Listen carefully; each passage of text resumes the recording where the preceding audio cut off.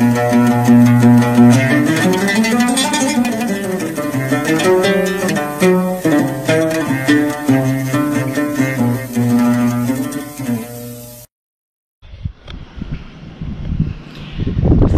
warahmatullahi wabarakatuh. Apa kabar teman-teman? Kita berjumpa kembali dalam sesi video saya kali ini. Kali ini saya ngajak teman-teman untuk cerita-cerita lagi ya. Kalau beberapa minggu sebelumnya saya juga sudah mengajak teman-teman cerita-cerita. Tapi tema kita kali ini ya, bagaimana sih kita sekarang kan anjuran pemerintah untuk stay di rumah aja dengan kondisi pandemi COVID-19 saat ini. Itu mengakibatkan yang orang-orang yang biasanya beraktivitas di luar rumah juga, kalaupun dia harus keluar mungkin omset pendapatannya menurun ataupun sangat rendah. Nah, bagaimana bisa dengan omset pendapatan kita yang menurun ini dengan amalan-amalan agama, insya Allah kita akan tetap diberikan keberkahan dan rezeki yang melimpah oleh Allah SWT. Oke, simak videonya sebentar lagi ya. Oke teman-teman, saya banyak sekali mendengar keluhan-keluhan dari masyarakat, dari sahabat-sahabat, bahkan dari netizen teman-teman yang mengeluhkan kondisi saat ini yang membuat mereka harus stay di rumah, sehingga income ataupun pendapatan mereka tuh berkurang ataupun bahkan hampir tidak ada, bahkan tidak susah, jangankan untuk membayar kredit, bayar hutang dan sebagainya, untuk makan saja itu susah sekali. Nah,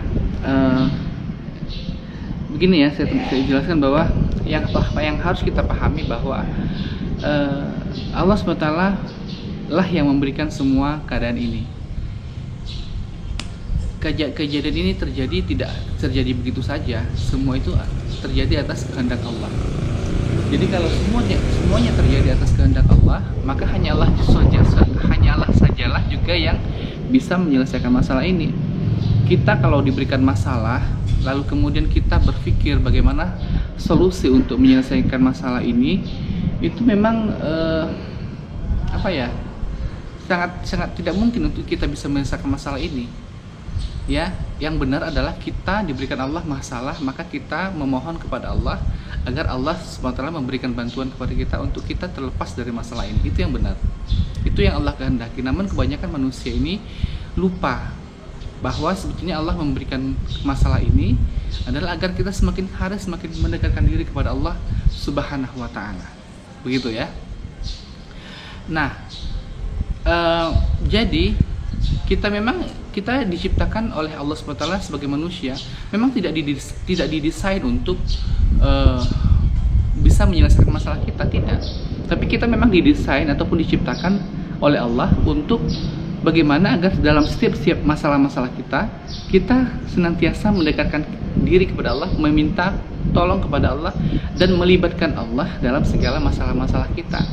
Di dalam Al-Quran surat Al-Baqarah ayat 45 Allah berfirman, wasta'inu bis-sabri was-shalah, carilah pertolongan Allah dengan sabar dan sholat.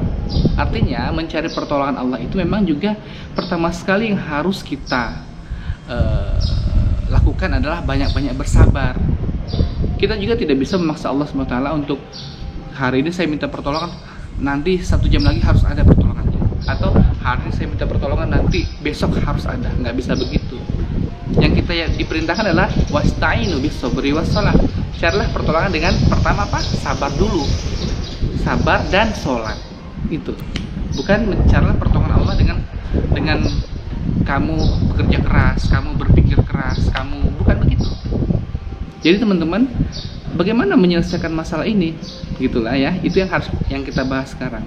Nah, kita tadi sudah mengetahui bahwa yang memberikan rezeki kepada kita siapa? Allah SWT. Allah yang memberikan rezeki kepada kita. Bagaimana cara Allah memberikan rezeki itu? Bisa lewat macam-macam. Ada yang menjadi pegawai negeri, ada yang menjadi pedagang, ada yang menjadi seorang bisnismen, ada yang menjadi seorang pelukis, ada seniman, macam-macam cara Allah memberikan rezeki.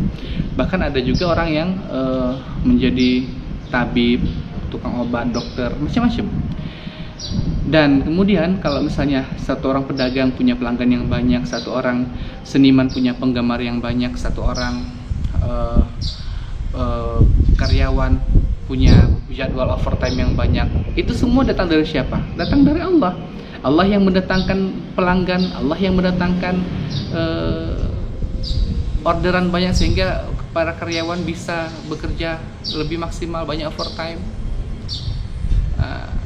Jadi tidak ada kalau misalnya ada yang menjamin, kamu enak ya, kamu pegawai negeri, kamu itu pegawai negeri gajinya ya pasti selalu ada. Sementara kami ini pedagang-pedagang ini belum pasti. Ada yang juga bilang begitu. Ada juga kalau pegawai negeri ataupun karyawan bilang, kamu enak ya, kamu sih bisa bisnis di luaran, bisa punya usaha sendiri. Sementara kami ini hanya makan gaji pokok saja, hanya makan gaji aja. Sementara kamu seorang bisnismen, seorang pedagang itu punya penghasilan yang tak terbatas, bisa puluhan juta. Enak ya kamu, sementara kita mau bikin bisnis juga bingung mau bikin bisnis apa. Gitu. Pokoknya masing-masing diri merasa bahwa kehidupan orang lain lebih enak, lebih nyaman daripada kehidupan dia. Nah, yang perlu diperhatikan adalah kita harus memperbanyak rasa syukur kepada Allah. Bersyukur bagaimana kalau kita ini untuk masalah dunia ya, kita bersyukurnya itu kita harus melihat yang di bawah. Alhamdulillah saya ini bisa ngontrak rumah. Ya, teman-teman saya itu banyak yang dia masih tinggal di emper-emperan, yang tidur di teras ruko, nggak punya rumah sama sekali. Alhamdulillah saya masih bisa punya sepeda. Ada orang yang nggak punya sepeda, nggak punya kendaraan, dia cuma jalan kaki kemana-mana. Alhamdulillah saya ini bisa makan ayam. Orang-orang lain bisanya cuma makan nasi sama garam. Alhamdulillah saya bisa makan nasi sama garam. Orang-orang lain ada yang tidak makan sehari-hari, bahkan berhari-hari tidak makan. Ya begitu, itu namanya kita punya rasa syukur kepada Allah. Tapi untuk masalah akhirat, kita harus melihat ke atas. Jangan merasa bangga dengan apa yang ada pada kita. Misalnya satu orang yang bisa sholat 5 waktu. Alhamdulillah saya bisa menjaga sholat 5 waktu. Daripada situ sholat aja bolong-bolong. Bukan begitu yang kita harus berpikir. Itu adalah alhamdulillah saya bisa menjaga sholat.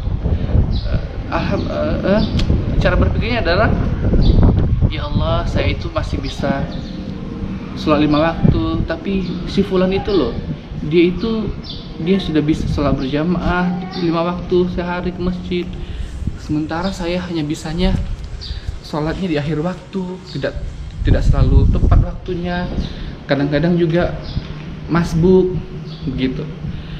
Ada orang yang biasa berpuasa Senin Kamis, ya Allah, saya ini masih bisanya puasa Senin Kamis aja, padahal ada si fulan itu yang dia biasa puasa Daud. Begitu, jadi kita harus melihat ke atas untuk masalah akhirat kita. Nah, bagaimana agar dengan kondisi yang sekarang ini Allah SWT memberikan pertolongan kepada kita? Sebenarnya tidak susah kalau kita mengamalkannya ya. Jadi kemarin kan ada pernah saya tayangkan testimoni satu orang ibu yang kerjaannya tukang pijit ya, tukang urut ya. Karena kasus masalah corona ini, beliau ini tidak punya orderan, hampir tidak ada orang yang order ke beliau ini karena takut ya corona terserang virus. Namun setelah mengamalkan selawat baru beberapa hari, alhamdulillah orderan urutnya meningkat lagi seperti biasa. Nah, bagaimana amalan yang harus kita lakukan? Teman-teman kalau ingin rezekinya selalu dimudahkan Allah, tolong amalkan, bacalah selawat. Kalau membaca selawat Jibril, bacalah Sallallahu ala Muhammad itu 15.000 sampai 20.000. Bahkan kalau bisa lebih banyak daripada itu kalau bisa per hari. Cara mengamalkannya bagaimana? Ya dibagi aja waktunya, misalnya habis tahajud berapa, misalnya habis tahajud bisa 5.000 sampai subuh, habis subuh lanjut lagi 3.000 lagi, udah 8.000 kan, nanti duha lanjut lagi, atau sambil bekerja lanjut lagi, sehingga totalnya siang, sore, malam, total sampai satu hari itu bisa mendapat 20.000 lebih. Itu salawatnya. Terus salatnya dijaga di al waktu, kemudian menutup aurat selalu, bersangka baik kepada Allah dan sabar dalam menanti pertolongan Allah. tawakal yang benar. Tawakal itu artian sudah berpasrah diri. Seandainya Allah tidak memberikan pertolongan pun ya sudah, yang penting saya sudah meminta kepada Allah. Tapi tidak mungkin kita seorang yang bersalawat tidak ditolong Allah, karena satu salawat yang kita zikirkan itu Allah memberikan Allah bersalawat kepada kita 10 kali.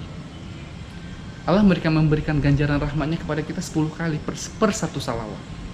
Nah, bisa juga dikombinasikan juga dengan salawat yang lain, misalnya salawat Ibrahimiyah. Allahumma sholli ala sayyidina Muhammad wa ala sayyidina Muhammad kama shallaita ala sayyidina Ibrahim wa ala sayyidina Ibrahim wa barik ala sayyidina Muhammad wa ala sayyidina Muhammad kama barakta ala sayyidina Ibrahim wa ala sayyidina Ibrahim fil alamin innaka Hamidum Majid. Atau juga bisa dikombinasikan dengan setiap misalnya membaca 1000 atau 2000 salawat dibacakan salawat munjiah misalnya 11 kali gitu. Nah, kemudian pokoknya sibukkan diri dengan amal, tambah dengan baca Al-Quran, surah Al-Waqiah, baca surah Al-Kahfi, surah Toha.